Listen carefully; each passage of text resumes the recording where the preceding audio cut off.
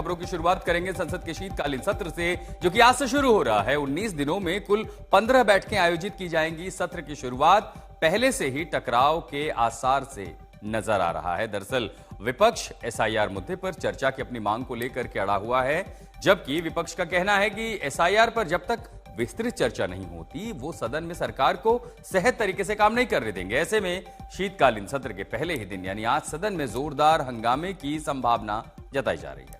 सरकारी सत्र में कई अहम बिलों को पेश और पारित कराने की तैयारी में है, लेकिन एसआईआर पर टकराव सत्र की कार्यवाही को प्रभावित कर सकता है। तो 1 दिसंबर से लेकर के 19 दिसंबर तक संसद का यह सत्र चलेगा। कुल 14 ऐसे बिल हैं जो सरकार इस सत्र में लाना चाहती है। शीतकालीन सत्र में विपक्ष के लिए सबसे बड़ा मुद्दा क्या आपको बता दें, एसआईआर। और एसआईआर को लेकर के खासकर समाजवादी पार्टी उत्तर प्रदेश में और पश्चिम बंगाल से तृणमूल कांग्रेस आक्रामक है। विपक्ष के और कौन से मुद्दे हैं, विदेश नीति को लेकर के और नया श्रम कानून। हमारे मेन मुद्दा है एसआईआर। एसआईआर के कारण सारा देश में 40 से ज्यादा लोग का मौत हो गई है और बंगाल में सबसे ज्यादा है। और ये एसआईआर एक साजिश है वोटर को नाम डिलीट करने के लिए। तो ये हम जी जान से उठाएंगे। और पश्चिम बंगाल में और एक इशू है कि पश्चिम बंगाल का जो ड्यूज है वो ड्यूज सेंटर से नहीं मिल रहा है, ये भी हम लोग उठाएंगे तीरथ की ओर से। नहीं, ये ज्ञानेश मिश्रा जो कह रहे हैं उसका हाथ में खून लगा हुआ है।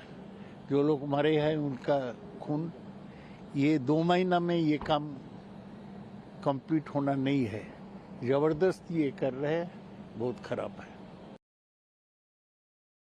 तो शीतकालीन सत्र की शुरुआत होगी। कुल मिला के 15 ऐसी सीटिंग है 1 तारीख से लेकर के 19 दिसंबर तक, लेकिन विपक्ष कह रहा है कि वो आक्रामक होगा। क्यों आक्रामक होगा? एसआईआर के मुद्दे पर। तो 1 दिसंबर से लेकर के 19 दिसंबर तक सत्र चलेगा। कुल मिला के 14 जो दिन होंगे बिल। सरकार 14 कानून लेकर के आएगी, जिसमें परमाणु ऊर्जा से जुड़ा हुआ मामला है, ताकि उसमें कैसे प्राइवेट प्लेयर को न्योता दिया जा सके, और इसके साथ साथ कई और दूसरे ऐसे रिफॉर्म है। कुल मिलाकर के 15 दिन का समय होगा जब शीतकालीन सत्र में संसद बैठेगी।